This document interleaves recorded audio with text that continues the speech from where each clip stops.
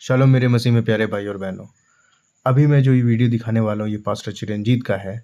Pastor Chiranjit ने anti conversion law और ये जो बजरंग दल लोगों को बार बार परेशान कर रहे हैं उसको लेकर के क्या कहा है इस वीडियो में ज़रूर सुनिए। वीडियो बहुत ही ज़्यादा दमदार है, सभी मसीही लोगों को ये ज़रूर एक बार सुनना चाहिए और पास्टर ने बहुत ही सही बात कही है। आइए वीडियो को देखते हैं। वीडियो आपके सामने है, कृपया वीडियो को पूरा देखिए और ज़रूर शेयर कीजिए इसको। प्रेज द लॉर्ड, सबको जय मसीह की। दोस्तों, आज इस वीडियो के द्वारा हम आप सभी को ये सूचित करना चाहते हैं, बताना चाहते हैं कि जैसा कि आप विगत कुछ दिनों से देख रहे होंगे, बहुत सारे स्टेट्स, बहुत सारे राज्यों में किस प्रकार से एंटी कन्वर्जन लॉ बनाने की एक भरमार से आगे लोगों ने इस कदर मसीहियों को रोकने की अपनी जो पूरी ताकत होती है वो झोंक दिया। लेकिन शायद ये इस बात को भूल रहे थे, परमेश्वर का डंडा जब किसी के ऊपर पड़ता है ना, तो फिर वो व्यक्ति चाहे कितना भी बलवान हो, चाहे कितना भी शक्तिशाली हो, उसकी औकात जो है इस धरा पर आ ही जाती है। बजरंग दल के ज्योति शर्मा और रतन यादव जिस प्रकार से ये गुंडई पर उतर आया है और जिस प्रकार से इसकी गुंडागर्दी चल रही है, एक दिन मुझे मालूम है इसके साथ क्या होना है। कोई व्यक्ति करे या ना करे, लेकिन परमेश्वर इसके साथ जो करेगा ये जान करके इसकी रूहें कांप जाएंगी। मैं देख रहा हूँ, मैंने कई बार परमेश्वर से प्रार्थना किया है इसके संबंध में, परमेश्वर इसको बदले, परमेश्वर इसको बदले, क्योंकि जिस कदर ये पाप कर रहा है इसके पाप क्षमा के योग्य नहीं है और इसे परमेश्वर को बहुत बड़ी दंड देने जा रहा है। दोस्तों, ये तो रतन यादव और ज्योति शर्मा की बात हुई। ज्योति शर्मा तो इस कदर बात करती है कि जैसे लग रहा है कि पूरा हिंदुत्व जो है ना इसकी बाप की बपौती है। मैं सवाल ये पूछना चाहता हूँ कि यहाँ जो SC ST माइनॉरिटी और जो भी ट्राइब्स हैं, क्या इसके साथ में हिंदुत्व के नाम पर किया जा रहा है, क्या ये वाकई में सत्य है? क्या वास्तव में जो भी लोग धर्म के नाम पर इस प्रकार की गंदा खेल खेल रहे हैं, क्या ये सत्य है? आज धीरे धीरे करते करते आप देख रहे होंगे कि प्रत्येक लोगों के पास तक ये थॉट पहुंच रही है। एक एक लोग इस बात को समझ रहे हैं कि इन मसीहियों के साथ जो भी हो रहा है ये बहुत बुरा हो रहा है। इस बात को बताते हुए मुझे बहुत खुशी हो रही है कि एक मेरा प्रयास, जो अपने साहसिक कदम को मैंने उठाया और मैंने इन गुंडों को चैलेंज किया कि तेरी औकात, तेरी क्षमता वो नहीं है कि तुम मुझे रोक ले, और मैंने सीधी सी बात कहा कि तुम मुझसे टकराओ तो मैं उसमें से नहीं हूं कि तुम मेरे साथ में आकर के और इस प्रकार के प्रोसिक्यूशन करके चले जाओ। मित्रों, हम बाइबल को मानने वाले लोग हैं, हम परमेश्वर की आज्ञा को मानने वाले लोग हैं, ये बिल्कुल सही है। लेकिन क्या यह सत्य नहीं है कि हम जिस देश में रहते उस देश का भी संविधान है?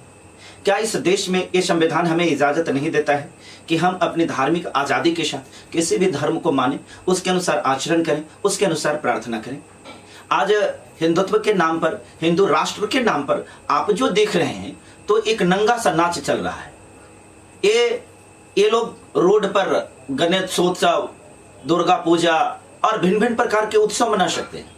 ये खुलेआम गली में, सड़क पर, जहां मन वहां ये सब कुछ कर सकते हैं, परंतु एक मसीह को मानने वाला आदमी अपने घर में प्रार्थना सभा भी नहीं चला सकता है। अब अगर वो प्रार्थना सभा चला रहा है, वो अपने आराध्य का आराधना कर रहा है, तो इससे कन्वर्जन हो रहा है। इस प्रकार की घटिया सोच रखने वाले वो वैसे लीडर्स को, जो देश का बागडोर संभाल रहा है, जो राज्य का बागडोर संभाल रहा है, चुल्लू भर पानी में डूब करके मर जाना चाहिए। क्या तेरे पास में थॉट रह गए, तेरे पास में क्या सोच रह गई है? क्या इसी प्रकार से देश बढ़ेगा, कि इसी प्रकार से राज्य बढ़ेगा, कि क्या इसी प्रकार से लोकतंत्र को मजबूत किया जाएगा? लोकतंत्र तेरे जहन में नहीं है, लोकतंत्र तेरे समझ से परे है। और बात रह गई भाईचारा, भाईचारा से तो तेरा दूर दूर तक के कोई नाता नहीं है। लेकिन कोई बात नहीं, हम आपको इस वीडियो के द्वारा इस बात को बताना चाहते हैं कि कोई हो या नहीं हो, कहते हैं कि जब पाप का घड़ा फूट जाता है तो फिर वो पापी चाहे कितनों भी दूर जाता है, उसको सजा मिल करके ही रहती है।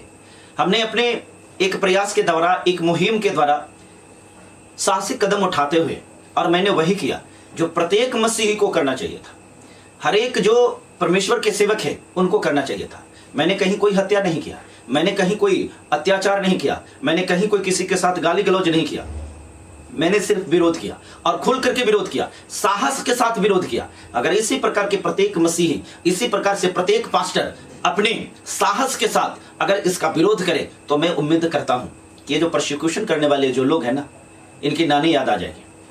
आज मैं इस बात को कहते हुए अपने आप को गौरवान्वित महसूस कर रहा हूं कि आज एक मेरे प्रयास के द्वारा आज आप देखिए सिद्धरमैया जो नेता हैं उन्होंने भी मसीहियों के पक्ष में आकर खड़ा हुआ है। आज भीम आर्मी जो आजाद समाज पार्टी चंद्रशेखर रावण जी की पार्टी है, मैंने देखा है कि छत्तीसगढ़ में किस प्रकार से पूरी समर्थन के साथ, मसीहियों के समर्थन के साथ के लिए सड़क पर उतरा। और मैंने यहाँ तक देखा है कि भीम आर्मी के लोगों ने किस प्रकार से इन बजरंगियों के दौड़ा दौड़ा करके मारा है कि ये गिरते पड़ते भागे।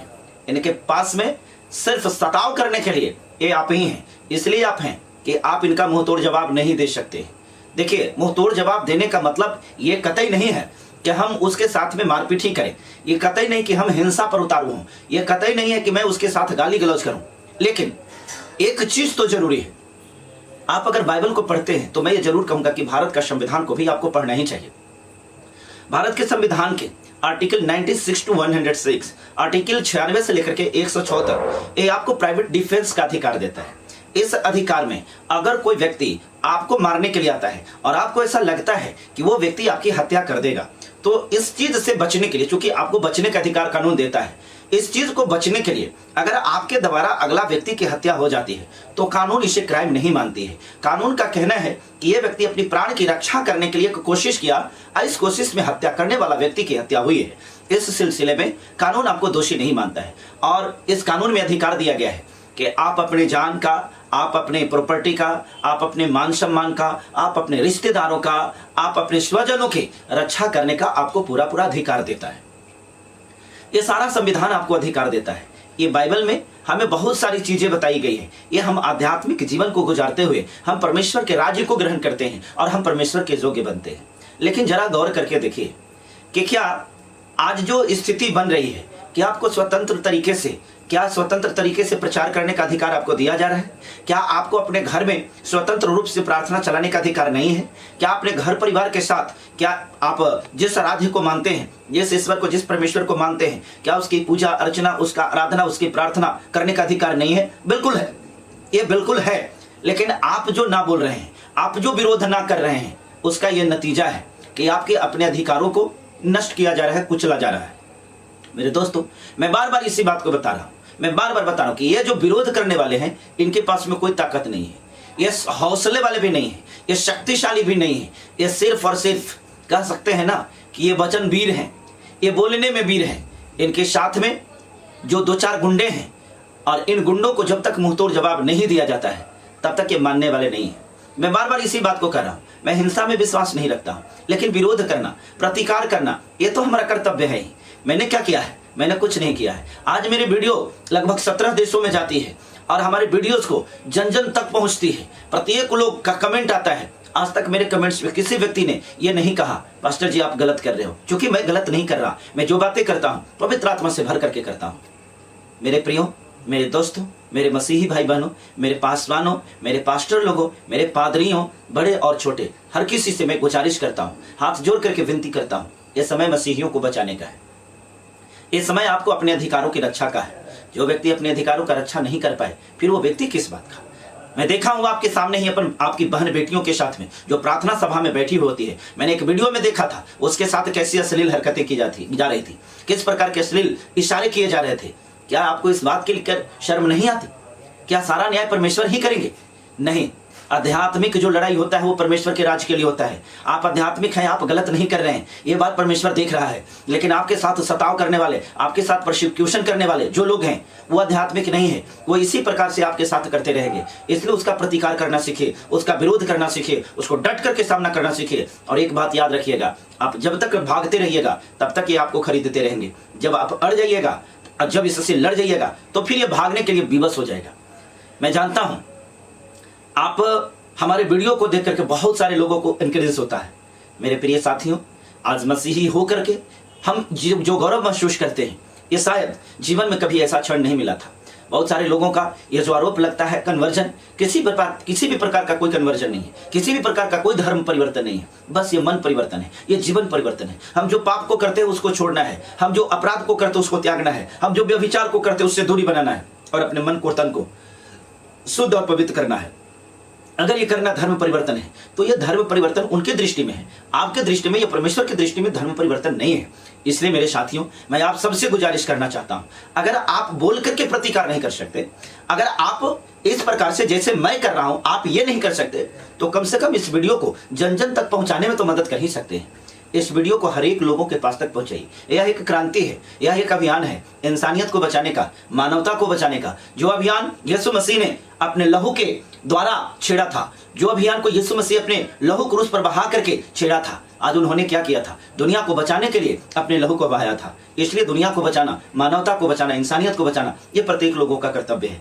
मैं जानता हूं कि प्रत्येक लोगों के पास में हर प्रकार का टैलेंट नहीं होता है। परमेश्वर ने हर किसी को अलग अलग ब्लेसिंग किया है। मुझे जो ब्लेसिंग किया है मैं वो काम कर रहा हूँ, ये परमेश्वर की प्रेरणा से कर रहा हूँ। आपके जीवन में परमेश्वर ने किस प्रकार का ब्लेसिंग किया है वो आपको करना चाहिए। और अगर आपको कुछ नहीं करना है तो ये सिर्फ वीडियो को देख करके और अपने मोबाइल में साइलेंट रख लेना, ये आपका काम नहीं है। कम से कम परमेश्वर के लोग हैं तो आपको ये कोशिश जरूर करना चाहिए। प्रत्येक लोगों में जो लोग आपके हैं, जो संपर्क के हैं, जो कांटेक्ट के हैं, उनके पास तक की वीडियो को पहुंचाइए, क्योंकि यह एक क्रांति है जन जन तक इस बात को पहुंचाने का कि देखिए मसीहियों का फंडामेंटल राइट्स को किस प्रकार से कुचला जा रहा है। मसीहियत को बचाने का ये मेरा मुहिम है, ये अभियान है। अगर आप मेरे अभियान में मेरे साथ हैं तो कृपया इस वीडियो को प्रत्येक लोगों के पास तक जरूर पहुंचाइए।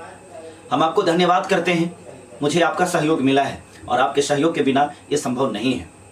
दोस्तों, अंत में इस वीडियो में मैं आपसे एक बार फिर गुजारिश यही करना चाहूँगा, ये चैनल को बढ़ाना आपका कर्तव्य है। इस चैनल पर जो नए लोग हैं उसको सब्सक्राइब कीजिए। आप जब चैनल को सब्सक्राइब करते हैं तो इसका मतलब हमारे पास में जो वीडियो हम जो बनाते हैं आपके पास तक पहुँचना और पहुँच करके उसका नोटिफिकेशन मिलना ये कन्फर्म कर देता है कि आप इस वीडियो को देखने के योग्य हो चुके हैं। तो सब्सक्राइब कर लीजिए और साथ साथ घंटी की आकृति को जरूर दबाइए ताकि हम जो वीडियो अपलोड करें वो आपके पास तक पहुंचे। फिलहाल इस वीडियो में इतना ही, फिर मिलते हैं अगले वीडियो में। तब तक के लिए सबको बहुत बहुत धन्यवाद। परमेश्वर आपको ब्लेस करे, परमेश्वर आपको आशीष करे। सबको जय मसीह।